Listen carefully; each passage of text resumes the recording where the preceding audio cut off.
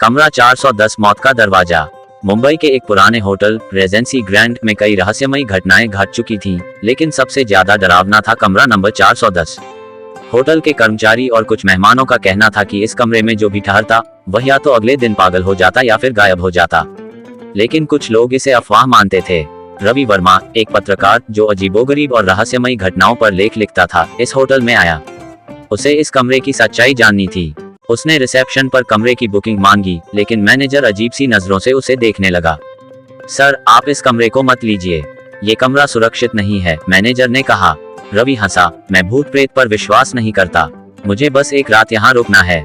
आखिरकार रवि को कमरा 410 दे दिया गया। जैसे ही रवि कमरे में पहुंचा, उसे वहां अजीब सी ठंडक महसूस हुई। कमरा पुराना जरूर था, लेकिन उसमें ऐसा कुछ भी नहीं था जिससे डर लगे। उसने लैपटॉप निकाला और अपने नोट्स बनाने लगा। रात के 12 बजते ही कमरे की लाइट अचानक जलने और बुझने लगी। बाथरूम से पानी टपकने की आवाज आ रही थी, जबकि नल बंद था। अचानक दरवाजे पर धीरे धीरे दस्तक होने लगी। रवि चौंका। उसने दरवाजा खोला, लेकिन बाहर कोई नहीं था।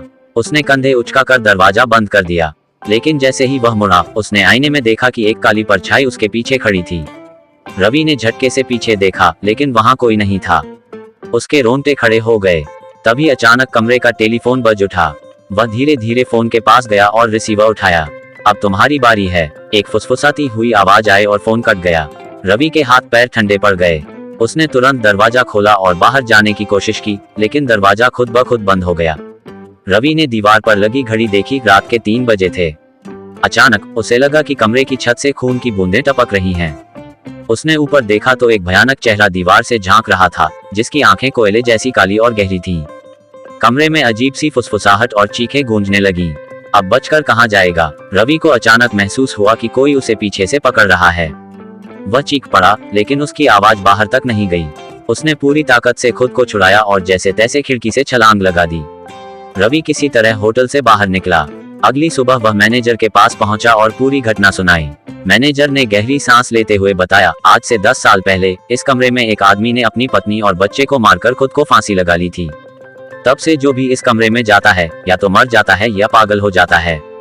रवि ने हैरानी से पूछा, तो फिर इस कमरे को बंद क्यों नहीं करते?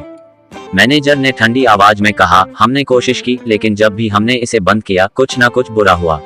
रवि ने होटल से तुरंत चेकआउट कर लिया, लेकिन जाते जाते उसने देखा कि कमरे 410 की खिड़की से वही काली परछाई उसे घूर रही थी। क्या आप उस कमरे में रुकने की हिम्मत करेंगे?